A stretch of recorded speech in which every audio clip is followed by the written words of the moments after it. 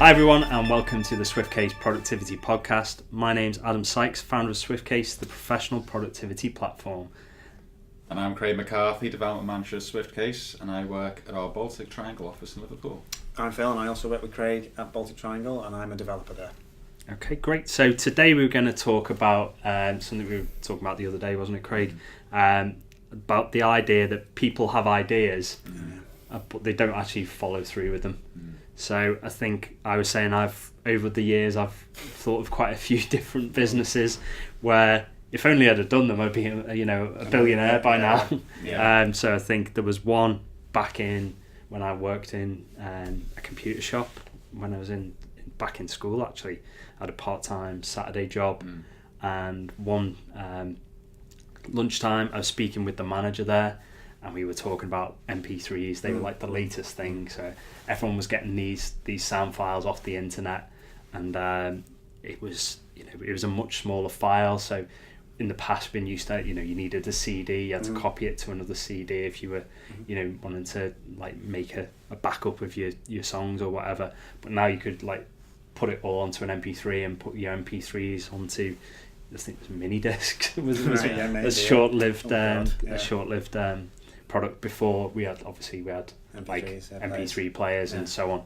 And we were talking about how these files are so small that you could just download them over the internet. Why can't we stream them over the internet? And it's like, well, if you can stream them over the internet, well, why are you paying for them, like, to keep them? Why don't you just pay to stream them?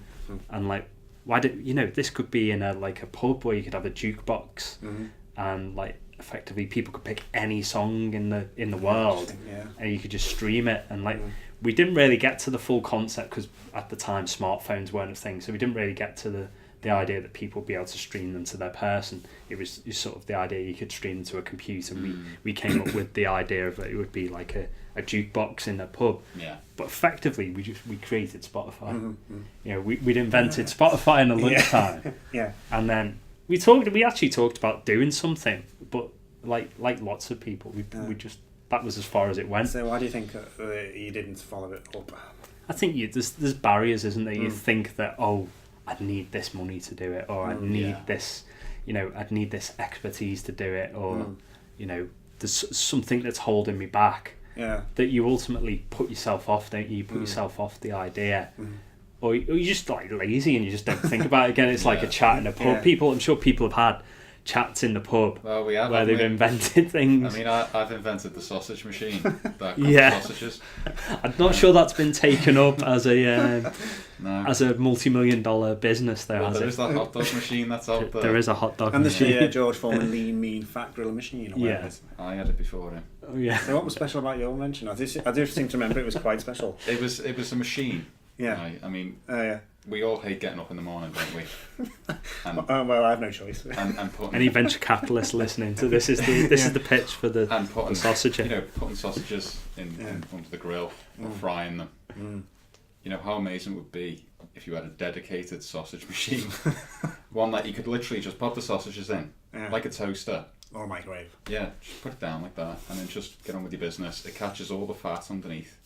That you can easily dispose of. Or you could repurpose for more profit. Exactly. So, but yeah, it was already invented. And I think it was already invented because I told everyone in the pub about this for many years. And I was going to say, it's been for like 4 or 5 years Craig's been talking about this machine. And I think we actually did look it up. Someone did have a version of the sausager. There's going to be the trademarked brand. So, but I mean, it's like loads of ideas. I mean, following on from what I said about the MP3s, the next thing as we moved on, as something we talk about, is how technology improves. We got to videos being much smaller. And then, in a similar vein, no, not YouTube, I invented Netflix. So it's the idea that you could have a machine, because the Skybox actually had a hard drive in. And it's, it was effectively like a computer. If you plugged the internet into the box, because people used to having boxes for their TV, why couldn't we just stream films to literally just cache to a thing, just cache it and display it on the TV and charge people a subscription? Because at the time it was when I don't know whether anyone remembers or had this, it was like Love Film. Yeah.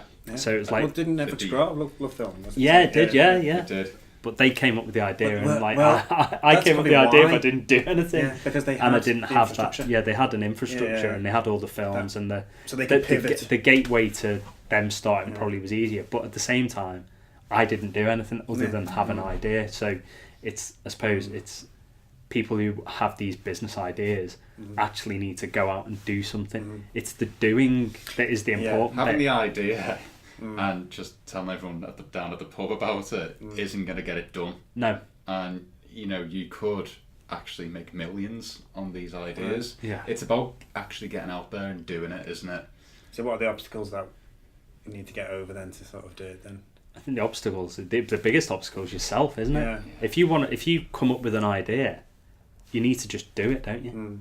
You know, like we talk about Just Nike, do it. just do it. You need to buy a pair of Nikes first. Yeah. Get a T-shirt that says Yeah. "Just do it." On Exactly, yeah. Once you've got the full kit, then you Buy all the equipment. I suppose that actually is another thing that people think they need. that's Equipment. exactly right, yeah. All That's the a gear, no barrier, idea. isn't it? All the Yeah, gear, yeah. no idea. I mean, I suppose this podcast, people can leave their comments below about what they think about our podcast, but we're on like episode, I don't know what we're on now, 12, 10, 12. I don't know. We don't really keep track, do we? I suppose when we release them, we put the episode numbers on.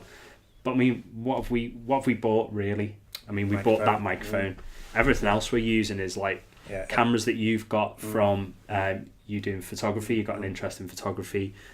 We've done stuff with an iPhone, a Samsung. Yeah, we could have just done it with iPhones. We could have just done it with the iPhones. It's only that we had those, and now we've got some lights because we had some lights lying around from your photography. But you don't need those. You can, if you can get the lighting that you've got to do the job that you need to do, then we don't need that. You can have whatever type of microphone you want. If there was only one of you, you probably wouldn't need a microphone that was like that one. That one's quite good for picking us up. And perfect, yeah. Hopefully it gives these. But the barrier to entry is actually just your phone. Well, exactly. Steven Soderbergh is a Hollywood director who's now makes films outside of the Hollywood system, more or less. Used his last couple of films have been shot on iPhones exclusively. Yeah, and in fact, he shot a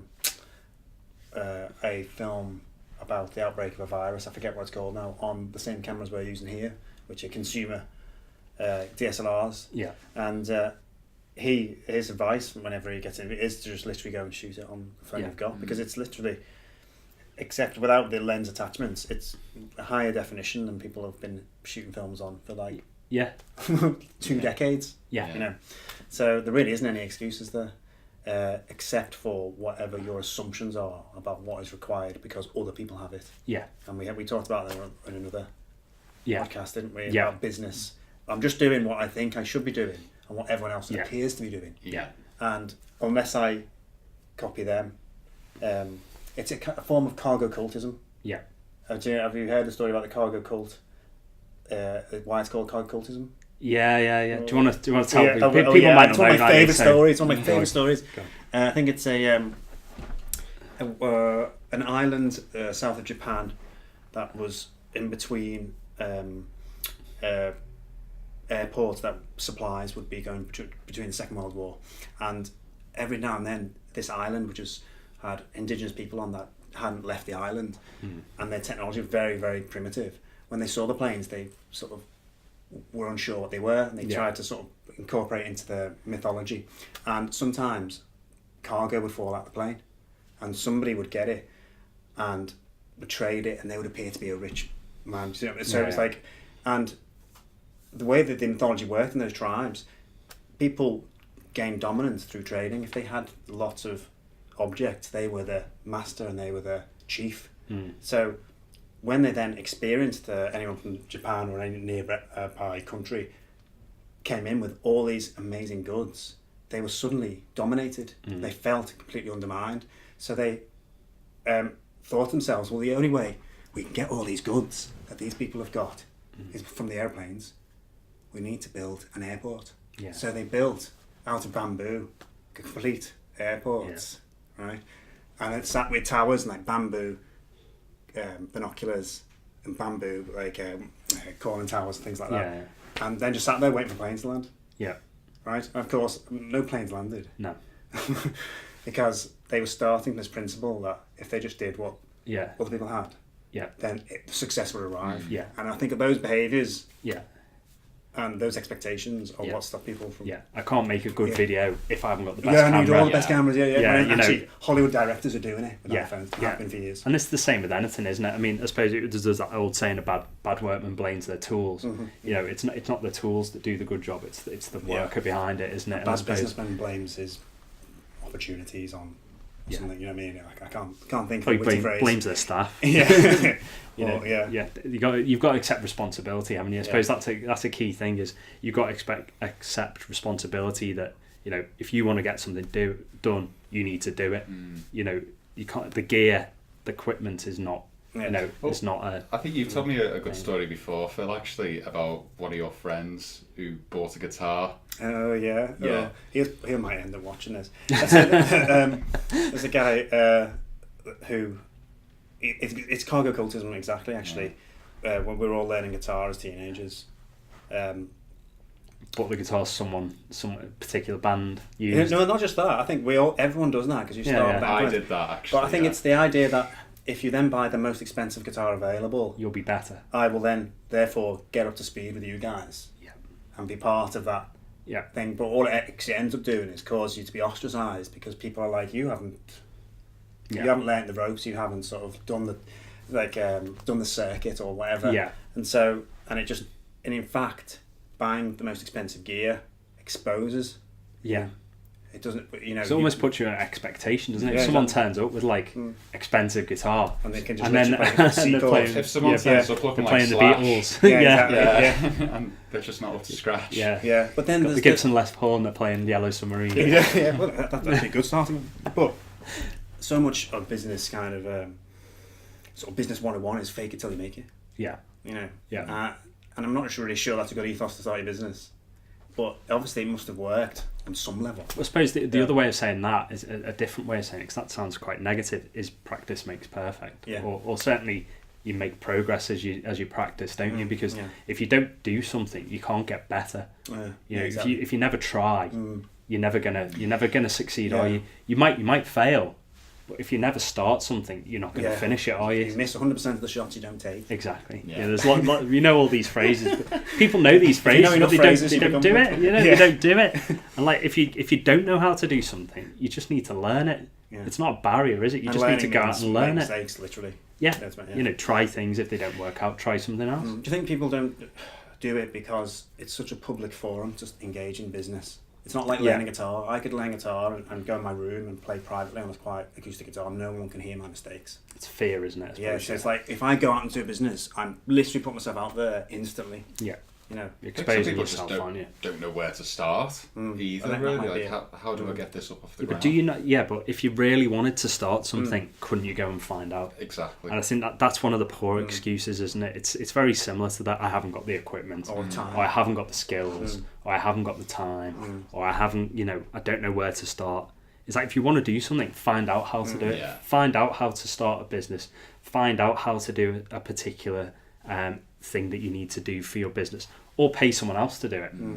You know, that's the other option. You know, you can hire in skills, and if your idea is a great idea and you can afford to invest in it, or you can convince someone that your idea is good enough that they'll invest in you, then I think that's you the can big afford problem, to pay isn't for it? someone. Really, capital usually when it comes to starting these things. But as you said, I think if you've got a good enough idea, I mean, some businesses obviously will have an entry cost. Yeah.